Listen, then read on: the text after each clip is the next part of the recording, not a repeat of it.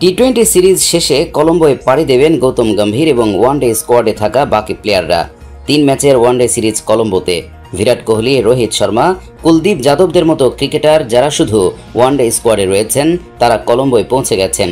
শুধু তাই নয়, বৃষ্টি মাথায় প্র্যাকটিসও শুরু করে দিয়েছেন। টি-20 বিশ্বকাপের পরই এই ফরম্যাটে দেশের হয়ে অবসর নিয়েছেন বিরাট কোহলি, রোহিত শর্মা। শ্রীলঙ্কার বিরুদ্ধে এই সিরিজেও বিশ্রাম নেওয়ার কথা ছিল।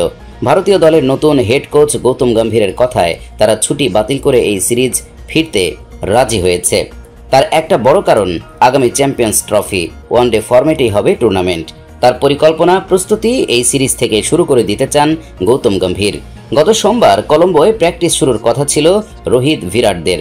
গৌতম গম্ভীরের সহকারী অভিষেক নায়ারও কলম্বোয় পৌঁছে গিয়েছিলেন, যদিও স্টেডিয়ামে পৌঁছাতেই বৃষ্টি, সে কারণেই প্র্যাকটিস করা হয়ে ওঠেনি। এদিন টিম ইন্ডিয়া প্র্যাকটিসে বেরোনোর আগেই বৃষ্টি নামে, অপেক্ষা বাড়ে। বৃষ্টি থামার পর প্র্যাকটিসে যান বিরাট, রোহিতরা।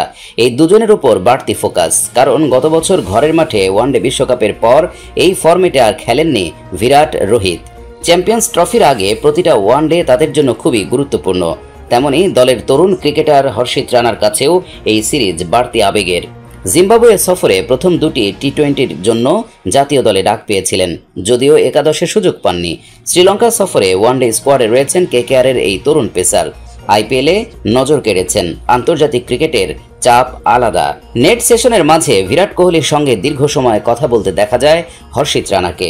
আইপিএলে প্রতিপক্ষ হিসেবে খেলেছেন। অভিজ্ঞ কোহলির থেকে নানা পরামর্শ পেলেন হর্ষিত রানা। বিরাটদের মতো দীর্ঘদিন ম্যাচ প্র্যাকটিসের মধ্যে নেই লোকেশ রাহুল, শ্রেয়স আয়ারও। প্রথম প্র্যাকটিস সেশন থেকেই ওয়ানডে সিরিজের জন্য যতটা সময় রেডি হওয়ার চেষ্টায় তারা। গৌতম গম্ভীরের তত্ত্বাবধানে প্র্যাকটিসের সুযোগ পাবেন বিরাট, রোহিতরা।